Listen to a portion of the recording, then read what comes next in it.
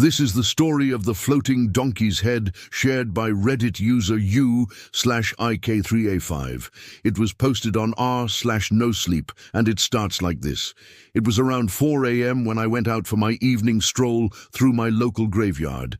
I live in Cairo, Egypt.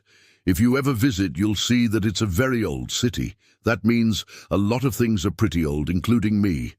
I'm 62 years old. I have white hair, but people still say I look young for my age. Anyways, I live close to a big cemetery, one of the oldest in the country. Every night I take a walk there because it's relaxing and it's not far. The cemetery is well maintained, so everything's always nice and clean. There are palm trees all over the place, which also help keep it cool during the day.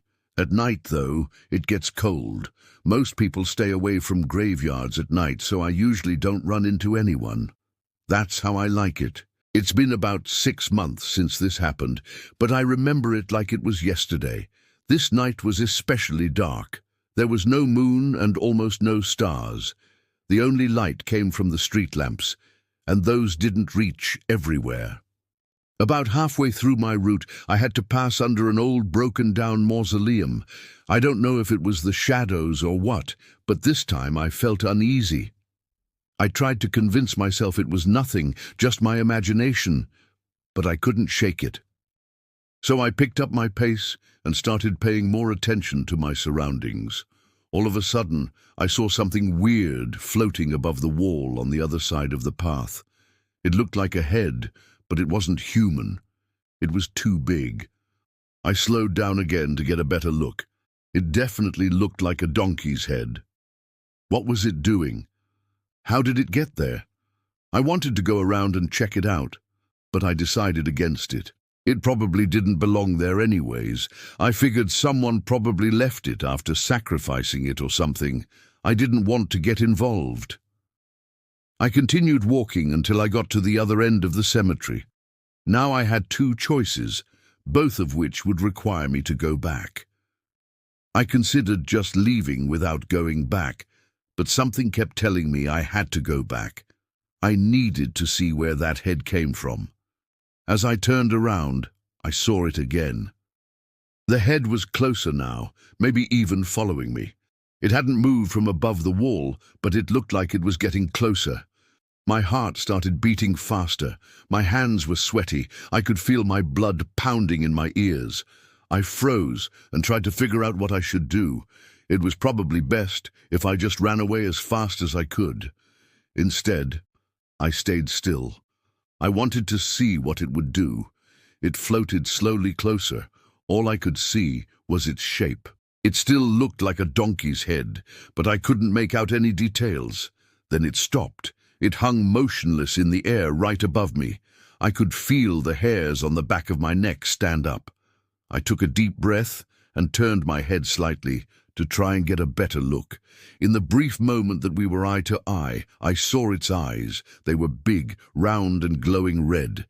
It let out a loud neigh that seemed to come from everywhere and nowhere at once. I screamed and ran.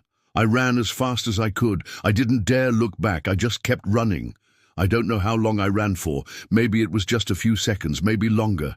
Eventually I slowed down and looked back. I didn't see the head anywhere. Relief washed over me. I was safe. Then I heard it. It was close behind me. I ran again, and then I tripped. I fell face first onto the ground. Scrambling to get back onto my feet, I looked back again. There it was, right above me, inches from my face. It opened its mouth and let out another scream. It lunged at me. I don't remember anything after that. I don't know if it ate me or what happened. He wakes up in a hospital bed. A doctor is standing next to him asking him questions, but he doesn't respond. He can't speak. He doesn't know how to explain what happened. The doctor tells him that he'd probably hit his head really hard when he fell. That must have caused some kind of concussion. He was lucky to survive. After he's released from the hospital, he goes home and locks himself inside. He hasn't told anyone what happened.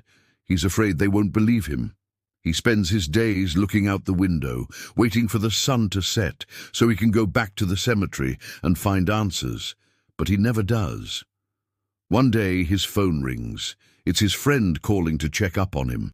He hasn't answered his calls or texts, so his friend is worried. He asks him if he wants to meet up and go to the cemetery together. His friend thinks it's a good idea to have company while visiting a graveyard. He hesitates, but he decides to accept the invitation. When he meets his friend, he tells him about what happened. To his surprise, his friend actually believes him. He agrees to go to the cemetery with him. They arrive at the cemetery at dusk. It's quiet and empty. Most visitors have already left. They start walking slowly through the paths between the tombstones.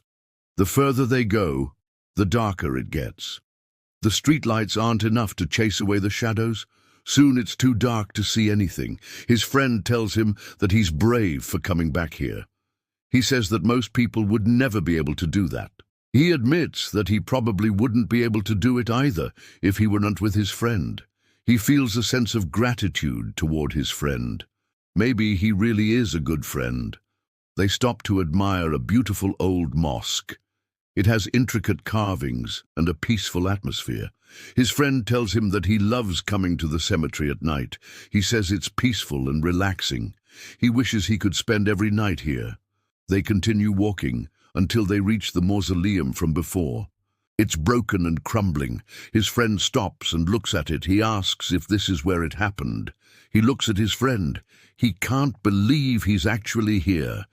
They stand in silence for a moment. Then his friend tells him it's time to go.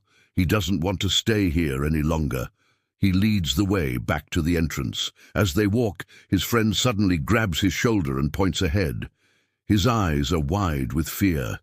In front of them is the path, but it's blocked by a donkey. It's standing in the middle of the path, blocking their way.